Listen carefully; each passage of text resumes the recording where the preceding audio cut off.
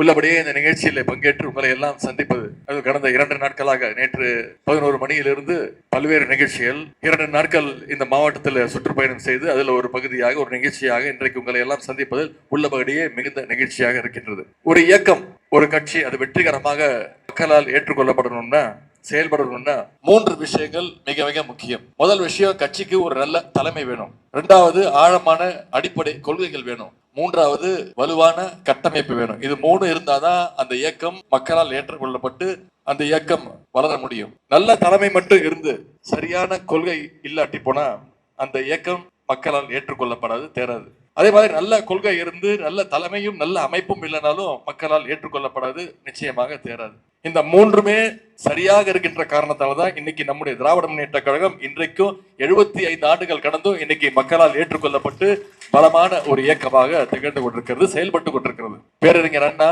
முத்தமிழர் doctor கலைஞர் அவர்கள், நம்முடைய கழக தலைவர் அவர்கள் நமக்கு வலுவான தலைமை என்றைக்கும் இருக்கின்றது. நம்முடைய தந்தை பெரியார் அவர்கள் வகுத்து தந்த திராவிட கொள்கை இன்னும் நம்ம கிட்ட இருக்கின்றது. நம்முடைய தலைவர்கள் உருவாக்கின தலைமை கழகம் முதல் கிளைக்கழகம் வரையிலான அந்த பலமான அமைப்பு இன்றைக்கும் செயல்பட்டு கொண்டிருக்கிறது. அதனால்தான் இன்னைக்கு 76வது ஆண்டுல நம்முடைய இயக்கம் வெற்றிகரமாக நடைபெற்றுக் கொண்டிருக்கிறது. அந்த அமைப்பு பலத்திற்கு ஒரு எடுத்துக்காட்டாகத்தான், சான்றாகத்தான் இன்றைக்கு இந்த சிங்கமுனீரில் அண்ணா மன்றத்தை இன்றைக்கு வெற்றிகரமாக நாம திறந்திருக்கின்றோம். இதை வெறும் நம் இங்க அமைந்திருக்கக்கூடிய கட்டடத்தை வச்சு மட்டும் நான் சொல்லல. இதற்காக பாடுபட்ட உழைத்த உடன்பிறப்புகளுடைய அந்த உழைப்பை வச்சு நான் சொல்றேன். கழகத்துடைய இந்த அமைப்பு பலத்தை பல அரசியல் நெருக்கடிகளுக்கு மத்தியிலும் 50 ஆண்டுகளுக்கு மேல் கட்டி காத்தவர் தான் நம்முடைய முத்தமிழர் கலைஞர் அவர்கள். அவருக்கு தான் இன்றைக்கு இங்கே சிலையை திறந்திருக்கிறோம். அதே போல பேரறிஞர் அண்ணா அவர்களுக்கும் முத்தமிழர் கலைஞர் அவர்களுக்கும் பெருந்துணையாக இருந்த முன்னாள் அமைச்சர் ஐயா மாதவனுடைய திருவுருவ சிலையும் இங்கே திறந்து வச்சிருக்கிறோம். தமிழ்நாட்டில் மிகப்பெரிய மாற்றங்களுக்கு வித்திட்ட சட்டங்களை நிறைவேற்றியது நம்முடைய திராவிட முன்னேற்ற கழகம் என்றால் அதுல மிகப்பெரிய பங்காற்றியவர் ஐயா மாதவன் என்று சொன்னால் அது மிகையாகாது. பேரறிஞர் அண்ணா அவர்கள் முதலமைச்சராக 2 ஆண்டு தான் இருந்தார். அந்த 2 ஆண்டுகள்ல யாராலையும் மறக்க முடியாத, எந்த காலத்திலையும் மறுக்க முடியாத 3 திட்டங்களை அண்ணா கொடுத்தார், செய்து முடித்தார். முதல் திட்டம், சென்னை மாநிலத்திற்கு தமிழ்நாடு என்று பெயர் வைத்தார். 2வது, சுயமரியாதை திருமணத்திற்கு சட்ட அங்கீகாரத்தை தந்தார். 3வது, இந்திக்கு தமிழ்நாட்டில் என்றைக்குமே இடம் இல்லை, இருமொழி கொள்கை தான் என்று தமிழ்நாட்டில் அந்த தீர்மானத்தை நிறைவேற்றினவர் பேரறிஞர் அண்ணா அவர்கள். இந்த 3 திட்டத்தை யாராலும் மறக்க முடியாது, எந்த கொம்பன் இருந்தாலும் மாற்ற முடியாது. இந்த 3ஐயும் செய்து விட்டு பேரறிஞர் அண்ணா அவர்கள் சொன்னார், டெல்லியில் ஆட்சியில் இருப்பவர்கள் அதிகாரம் மிக்கவர்கள், எங்கள் ஆட்சியை கூட ஏதாவது ஒரு நாள் அவர்கள் கலைத்து விட முடியும். ஆனால் என் இடத்துல வேறு ஒருவர் வந்து உட்கார்ந்த பிறகு நான் செய்ததையெல்லாம் மாற்றலாம் என்று நினைக்க கூடும். அப்படி நினைக்கும் பொழுது அவர்கள் அறியாமலேயே அவர்கள் உள்ளத்துல ஒருவித பயம் ஏற்படும். அந்த பயம் அவர்களுடைய மனசில் இருக்கிற வரைக்கும் இந்த தமிழ்நாட்டை இந்த அண்ணாதுரை தான் ஆள்கின்றான் என்று சொன்னார் பேரறிஞர் அண்ணா அவர்கள். பேரறிஞர் அண்ணா அவர்கள் அன்றைக்கு அவ்வளவு தைரியத்தோடு துணிச்சலோடு சொன்னார்னா அந்த சட்டங்களும் தீர்மானங்களும் வருவதற்கு அப்பொழுது சட்ட அமைச்சராக இருந்த ஐயா மாதன் அவர்களுடைய சட்ட அறிவு மிக மிக முக்கியமான ஒரு காரணம். அதன் பிறகு ஐயா மாதன் அவர்கள் நம்முடைய முத்தமிழர் கலைஞருடைய அமைச்சரவையிலும் பணியாற்றி இருக்கிறார். சட்டத்துறை, கூட்டுறவுத்துறை, தொழில்துறை என பல்வேறு துறைகள்ல அமைச்சராக பணியாற்றி பல திட்டங்களை தமிழ்நாட்டிற்கு கொண்டு வந்திருக்கிறார். 1962ஆம் ஆண்டு முதலாக திருக்கோட்டியூருடைய சட்டமன்ற உறுப்பினராக மக்களால் தேர்ந்தெடுக்கப்பட்டு வென்றார்.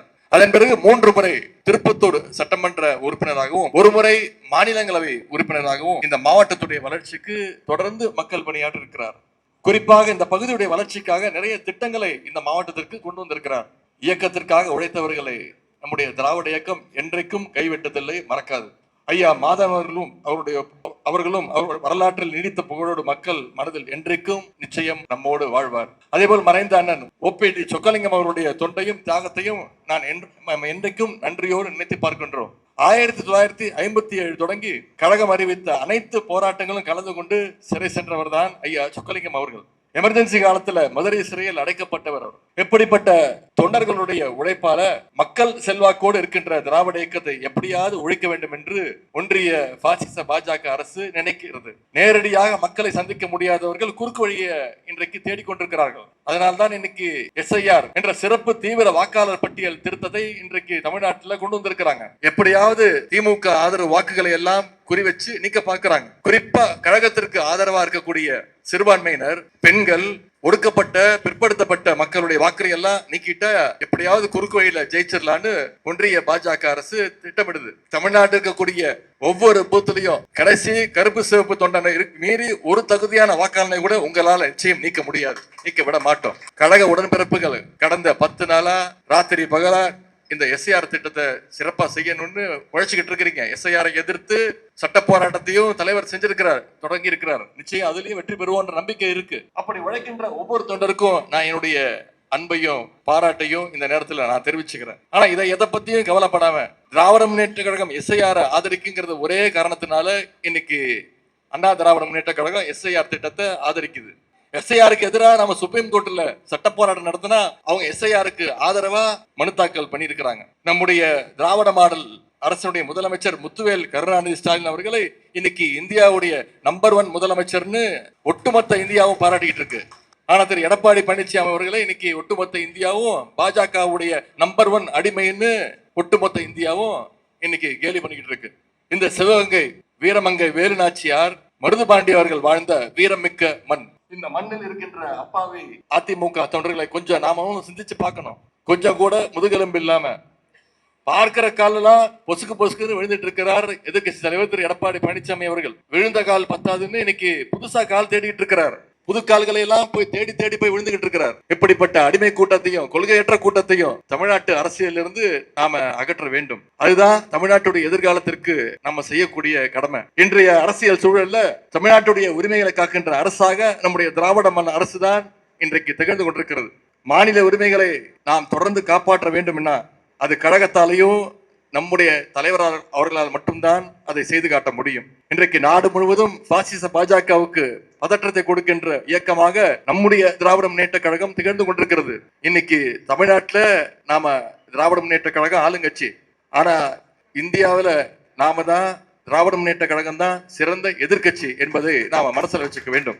எனவே வருகின்ற சட்டமன்ற தேர்தலில் பாசிச சட்டம் இருந்து தமிழ்நாட்டை காப்பாற்றணும்னா கழக அணியை 200க்கும் அதிகமான தொகுதிகளில் நாம ஜெயிக்க வைக்க வேண்டும். அதற்கு முன்னோட்டமாக இந்த சிவகங்கை மாவட்டத்தில் இருக்கக்கூடிய சிவகங்கை, காரைக்குடி, திருப்பத்தூர், மானாமதுரை ஆகிய 4 தொகுதியிலும் ஒரு தொடக்கமாக நம்முடைய வெற்றியை அந்த பணியில நாம் ஈடுபட வேண்டும்.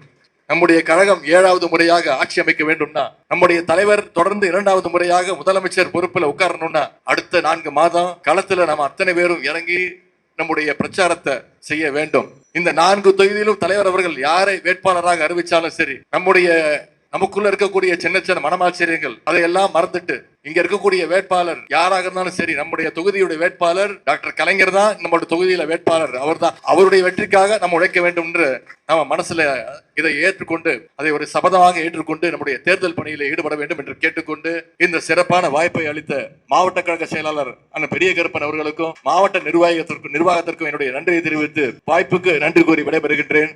நன்றி, வணக்கம்.